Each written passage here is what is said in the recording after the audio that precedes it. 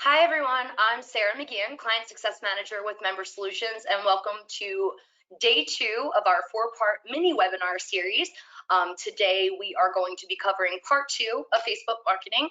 With me, I have Solomon Brenner and Michael St. John from the Martial Arts Collective, and we are going to make sure that we give this information to you in bite-sized pieces, real quick, not to take up too much of your time, and we're just going to go ahead and get started.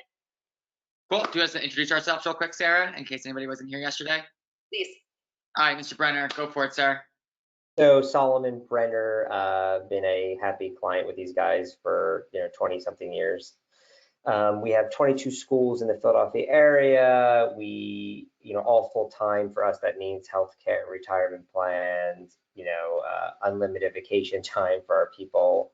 And we recently took that model, and instead of being our schools, allow outside schools to be part of it. We call it the collective. So they're still getting all the same business systems that allow us to have the level of success that we do, which is pretty phenomenal, and allow other people to plug into it through the collective. And we also own like over half our buildings. We help people achieve that goal also if they have it. And one of my partners is Michael St. John here, and he can introduce himself. Cool. Thank you, sir. So yeah, we're going to get started right away. And like Sarah said, the goal today is like 15 minutes with something that you can leave and implement and, get it done, right? And I find one of the things that makes our collective so successful is the focus on taking action with what we learn, right? So many times we see people at the same seminars and the same conferences, and, if you ask them how to run a successful martial arts school, they know how to do it, right? They know all the answers, but they're not actually doing it, right? And that's the goal of today. We're going to be done by 1:20, but the goal is the second we leave, or you can follow along as I'm sharing today, that you're doing this and you get it done, right? So if you were with us yesterday, or if you didn't catch the recording yet, yesterday we shared 2 things. Number 1, what we call priming your profile. So you definitely want to go back and watch that. And then number 2 is really how to find students or potential students on Facebook, not waiting for an ad to work or your website to work or any of those things, actually being proactive. So you definitely want to go back and check the recording. Today, what we're going to set up is a Facebook event. That's pretty much what we do for our schools. It just becomes a recurring event once a week. That is a group intro. So our normal model is one-on-one, intro lessons for a new student. This is just a different avenue for us, right? So we do it once a week, and if one person shows up, it's the same process as always, right? We normally have one person come in for an intro lesson, right? If 3 people show up, amazing. If 10 people show up, even better. It doesn't take any extra time out of our enrollment director's day, because it's just a recurring appointment that she would fill with an intro lesson anyway. So I think, managing expectation for this isn't going to be 50 people show up on a Saturday and you enroll 57 and, you're good for the month. That's not what this is meant to be. It's meant to be just another leg under your table of marketing where 2 show up, 4 show up, 1 shows up, 8 shows up, we're happy. Cool, so let's get into it. I'm gonna share my screen. Let's see here. Cool, Sarah, you can see that? Yes, sir. Awesome. Okay, so the first thing you're going to want to do is set up the event, right? And you want to make sure when you set up this event, you do it on your business page, right? So you're creating the event on your business page. So I'm going to go to one of our locations. And it might just lag for a second, so it's a little bit slower when we're sharing. Cool, so this is our public page, right? So we have like some private groups for our members. We're not gonna create the event there. We're gonna create it on our public fan page.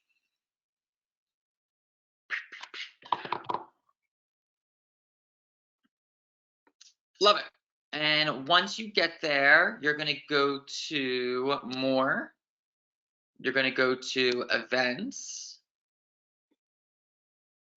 And I find if you've never done this, it's a super easy process. If you've never done it before, sometimes it's a little bit tricky to find where things are. And if you do anything on Facebook, Facebook is updating pretty regularly. But as of this moment, you go to more, you go to events, you're gonna scroll on down, get the screen out of the way, to create new events.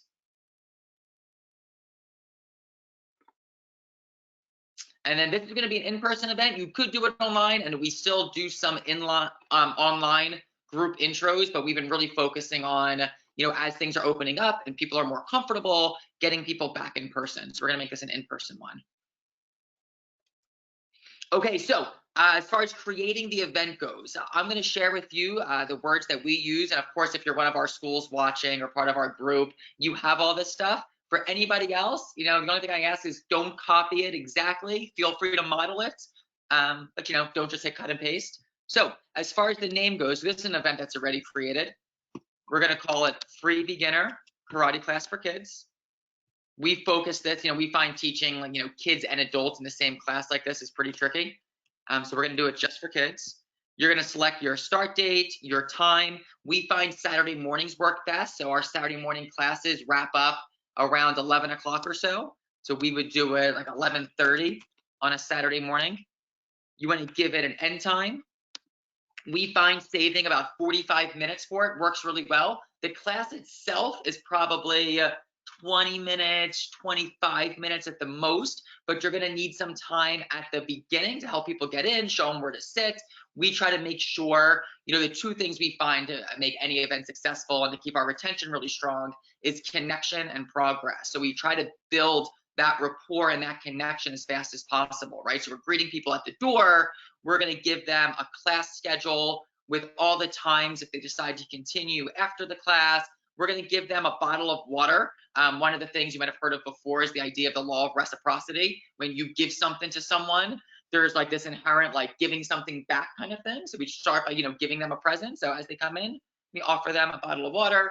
So anyway, that takes up a couple minutes in the beginning, right? Then you have your class, and then you're going to need some time at the end for your offer, whatever that's going to be, and then helping people hopefully buy your beginner special and schedule their next class, right? So we kind of budget 45 minutes for all of that. Oh, and Steve, I'm sorry, I apologize. I forgot. As we're going through this, if you have any questions, put them in the chat or feel free to send me or Solomon a message afterwards. We're happy to help you, of course. Okay, so we have, let's see, start date, end date. Wonderful. Okay, next important ingredient is the description, right? So a couple key things. I'll show you the description that we use. The important part about this is that there's a link for them to register for the class in the description, right? So this goes to a ClickFunnels page. If you're not ClickFunnels savvy, a Google form works just fine and it's free to use. And the only information you're going to collect on the Google form is parent's name, phone number, email address, and then I like to know kid's name and the kid's age. Excuse me, just so I can, be ready for them and greet them at the door, right? So parent's name, email, phone number, kid's name, and kid's age, right? And you're going to put that link in there twice. You'll put it in the body of your description. You can read through all this and model all of this, of course. And I know, Sarah, you'll send out the recording to this for anybody that's watching, right? Yes. Cool, so you want to go through this a little bit slower. And then the link one more time. Make sure, model it, don't copy it, especially if you copy our link, we're just going to get your leads, which would be super great for us, I guess, but probably not what you're trying to accomplish. So make so description in there. As far as I'm just going to cut and paste this because it might not let me keep going without it. We'll just do that part since we're not really making an event today. Cool. And then the next thing it's going to ask you is for category. The category really doesn't matter. We usually select fitness for that one. And then you're going to hit next. Location, you're going to put your school's address, right? Because that's where it's going to be, unless you're doing it somewhere else, of course. Dun, dun, dun. Next, okay, last step, uploading a cover photo. Obviously, if you're on our team, you're just going to have the cover photo we have for you. If you don't have a cover photo yet, we talked about this yesterday. There's a free service called Canva, C-A-N-V-A, and it's a really good tool to make these kind of things. And all you do is when you go to Canva, you're just going to search Facebook event cover. There's a bunch of templates on there. You can upload your school's photos or pictures of, people training in your class. And then the last thing, you're going to click where it says admission. You're going to add a link to that Google form that you made, right? Or whatever you're using to collect their information. So you're going to do that in the body, but you're also going to do that in the link section. And then you're going to hit create event. I'm not going to create this one because we were just kind of showing you guys, but you get the idea. So that's step number one, right? You want to make sure, We can leave there. Let's come back for a second. I lost my screen. Can you help me stop share? Oh, I found it. Stop sharing. Great. Okay, we're back. Love it. So after you create your event, right, you need to promote the event, right? So the creating part is probably, once you get used to it, the easy part of it. Then you need to actually promote the event. And there's a couple ways to do it. You know, the most traditional way is boosting a post, right? So, you know, you can take your event, you can pay Facebook to put it out there. And we've had varying degrees of success doing that, right? Sometimes it's gangbusters, sometimes it's not. So what we've really worked hard over the past year or so is figuring out, okay, how can we promote this organically without just throwing a bunch of money at Facebook, right? And there's a whole, you know, I'm certainly not the right person. There's lots of great agencies out there. I'm sure Sarah and the team can help you, you know, with some Facebook promotion strategies. We're going to talk just organically how to do it, right? So step number one would be, just like you promote any other event at your school, getting your students to promote it for you. Remember, you have an entire base of people that love you and already are taking your classes, and they want to share it, right? If you're doing something that you really love and you see value in, you're happy to tell somebody else about it, right? When somebody asks us about billing companies or tuition companies, we're happy to share Member Solutions because we're clients of theirs and we know like they do a good job, right? So it's the same thing with this. People want to share. So we've done everything from just announcing it, you know, hey, moms and dads, Saturday morning, we're having a free class for the community. If you have a friend or a family member that wants to try it, come let us know, right? We've done, you know, some of our schools have different COVID restrictions based on where they are. And, you know, some of the parents are in the building, some of the parents aren't in the building. So for parents that might not be there, we'll hand out literally nothing fancy at all, like an 8th strip of paper saying free karate class on Saturday for friends and family. You know, text me for more information, and we'll give it to, you know, every student on their way out to give to their parents. Everything else you would normally do, email about it, Facebook about it, but we'll try to get our students to be ambassadors for that class, right? So that would be step number one, and that's something really easy you can do. Step number two, just to make sure I'm not missing anything on my notes. Perfect. Step number two would be leveraging your local community groups on Facebook, right? So we talked a little bit about this yesterday as far as finding people. Every township, every community now has their local groups. You know, for the location we were creating that event for, there's literally a dozen or 2 dozen local groups. You know, the Doylestown parents, the Warrington parents, the Doylestown community, the moms groups, and you can share in all of them. Now I'm going to show you a really cool way to share it without getting yourself blocked, right? Because a lot of those Facebook groups, they don't want businesses doing what we're trying to do, right? They don't want them, you know, there might be certain days where you're allowed to share, but they don't want you just spamming, you know, free karate class, you know, here's a coupon, da da da da da. But there's some clever organic ways you can do it, and I'll show you one that we found really successful. So I'm going to, before I share my screen, I'll give you the steps, then I'll show it to you. So what you're going to do is, when you're out and about in your community anyway, when you're running your errands for the day, and hopefully, you know, you try to shop near your karate school, you know, with your logo. I'm wearing, of course, like one of our Action Karate shirts, because we should always be, you know, promoting our brand and promoting our business, right? So hopefully you're shopping in your area anyway. You're going to take a picture in front of one of your local businesses, and you're going to put a little post about that business in one of these groups. And then as a PS at the end, and I'll show you this in a second, it's going to be, oh, by the way, we're teaching a free karate class this Saturday. If you're interested, send me a message. And it's a really casual way to promote a local business, to not get kicked out of that group, but also to promote your karate class. So I'm going to share again. Cool. So this is one of the posts that one of our instructors did to promote their class. So he took a picture in front of the local dollar store and just wrote, hey, I know most people don't get excited by the dollar store, but I love using this place to get last minute holiday decorations prizes for my students. Yes, it's cheesy stuff that usually breaks in a couple of days, but it's fun anyway. Who else gets holiday birthday decoration stuff here? So right, super casual, something you would find, you know, in your local group. It would probably be even better if it was really like a local business, but Dollar Tree can get the job done. But then at the end, it's, oh, by the way, P.S. I'm teaching a free karate class on Saturday for local kids ages 5 to 12, master required, but if you want to join, send me a message. Might have some dollar store prizes too, LOL, right? So super casual. It doesn't look like he's just spamming the group, but he's still getting the word out there. And the one I shared with you was on his personal page, which of course you should do too, but really you want to do that in those local pages. The only kind of just like best practice kind of thing when you're doing that, most people are, in multiple groups, right? So you shouldn't share it in 12 groups within a minute of each other, all the same message, right? It's really meant to be organic, and it can be a little like, created organic, but kind of just stagger those posts, right? So maybe do one in the morning, one in the afternoon, one the next day, one a couple hours later. So it doesn't look like you just hit cut and paste 12 times really fast. And we find, as far as metrics go, and there's a whole, this is just kind of like, getting the first step of it, right? Of course, you need to follow up with all of those leads. You need to confirm, and there's like a whole process and procedure for that.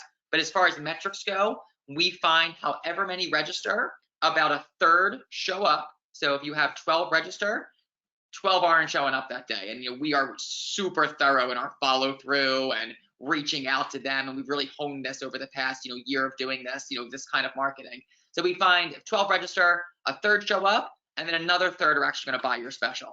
And it might change a little bit there, but just when you're kind of gauging expectations, there would be some good benchmarks that we find across the board. A third show up, a third actually purchase whatever your beginner special is. And that's it. Once you get in there, we're all good martial artists. I'm sure we all run a great class. It's a super easy intro class, an offer at the end, and then you get them in your intro special. But this is something, if you're looking to fill your school, you can sign off here in 2 minutes and do this right now, right? Pick an open time a couple days from now, get that event created, and then start promoting it. Cool. Are there any questions that came through or anything I'm missing, Mr. Brenner? I have a question, if you don't mind. Of course, Sarah. I always love questions from you. Thank you. So you had mentioned in the beginning, of course, your members, the way you would promote us, your members will promote you, right? Do you ever offer referral contests to kind of bolster that? Is that anything that you guys might do?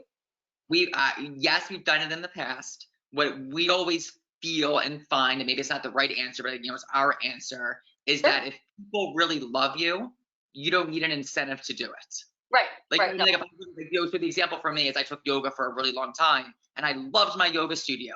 And every time I went to yoga, it was always like, hey, I'm going to yoga today. Do you want to come with me? Like, they didn't have to give me a free t-shirt to make me do that. Now, that being said, what we will do sometimes afterwards is publicly thank that person. So, Sarah, you're a student of mine. Your friend came to class. I'll, of course, during the class, thank you guys. So cool. Sarah brought her friend Susie today. Let's give them both a big hand. We'll thank them in our Facebook group. If we send out a newsletter, we'll put something about that so people know. Sometimes I think people don't refer their friends because they don't know they're allowed to. So we try to create those opportunities for them to bring people. Right. They might think like, oh, I can't bring anybody. Like, that's not what happens here. So making sure they know. I don't know. Anything you think I'm missing, Mr. Brenner? Well, the referral thing, there are studies that show offering incentives actually creates less referrals. Like in the example they use, if you study the science of it, if you're going to give blood, you feel so good for giving it. But if I offer you some movie tickets or $20 to give blood, you might say like, oh, I don't need $20. I'm not giving blood. But if you're just giving it for the good of giving it, it's the same thing for referrals. If you're sharing what you're doing with someone because you love it so much, it feels great. But if it's like, oh, you get a free t-shirt or a bike prize or something, then it's not the same. As far as sense about what I was thinking was what you did to me before would definitely seem overwhelming and intimidating. And I think the average school right now might be thinking, hey, things are great right now. I mean, all the schools that we know are crushing it right now. So they might be thinking, oh, I don't have to do this.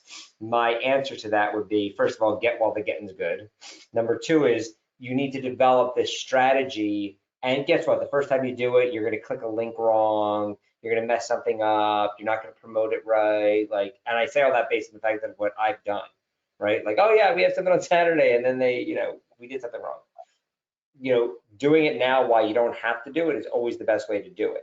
When your school is struggling and you're praying that people show up, that mindset is no good for anybody, and that anxiety make it even worse. So I think you start doing these things now, knowing like, oh, I already enrolled 12 or 15 or whatever for the month. If I get a couple more, great. If I don't, it's fine. I'm just doing this to practice and doing it. Even if you don't need it right now for student flow, do it to practice. If I could piggyback a little bit too, one thing I wanted to mention about community pages, this is a conversation that I've had with my clients for years, is that people will also notice, how Michael said, that they're usually members of more than one. So if you are posting back to back to back to back to back, I am a member of like 7 of them. So I'm going to see that and it's going to look really spammy. Another thing that you want to do is remain active in those groups for things that don't have anything to do with that. Pay attention to what people are posting, actually have some value to give. And that value can always back up what it is you do in your school. And it could have nothing to do with karate or taekwondo or anything like that. When somebody's like, hey, has anyone noticed your kids are being X, Y, and Z? Well, find the article, find the expertise that supports that. So they look at your page and immediately see that you're a martial arts instructor and you've never even mentioned it. Become the expertise and more than kicking and punching. Yeah, that's a really great point, Sarah. And our schools that do the best with that, their instructors exactly are super active in those groups, just sharing good content and responding to messages and, you know, not taking an hour a day to do it, but 5 minutes in the morning while you're watching TV, like share something. Exactly. Those badges too that they give you, people see that right next to your name. If you're not sure what I'm talking about, there's new member badges, there's active response badges, there's, you know, a whole bunch of different kinds of badges. And I know it doesn't really mean anything. It's not like, ooh, look at me, I'm awesome. But when they see that next to your name, they know that you're active in the community and they're going to wonder who you are. Who's this guy who thinks he knows everything? Yep, that's a great point, Sarah. Anything else that you were looking to cover today, Michael? No, that's you know, if you did if the people listening and watching the recording do those 2 things, right, that's going to start moving things in the right direction. That being said, tomorrow and Friday, I'm super excited because, and we've talked about this before, Sarah, and you've heard us share this with our team. You know, everybody's so hot on enrollments, which is great, but we know the way to grow your school and your organization is retention, and that's gonna be tomorrow's topic. And then growing instructors. You know, we can only make so much of an impact doing this ourselves. If we're really trying to help more people and grow, you need more instructors. You can't do it alone. So tomorrow's topic is retention focused, and then Friday's topic is going to be all about instructor development. Awesome. We're really looking forward to that. Just so you all know too, at the end of this series on Friday, we will be sending out, you know, the follow-up, some of maybe special things that y'all might be offering to people who have attended. We'll talk about that. We can probably touch on that a little bit more if you'd like. And sending out the recordings of all 4 of these bite-sized webinar series that we're hosting with Solomon and Michael today, and for the week. So again, send any questions over. You all know how to reach me. You know how to reach. If you don't know how to reach Solomon or Michael, I can certainly set up that connection for you. And we really look forward to seeing you back here at 1 p.m. tomorrow. Thank you guys so much. Bye, guys. Have a great day.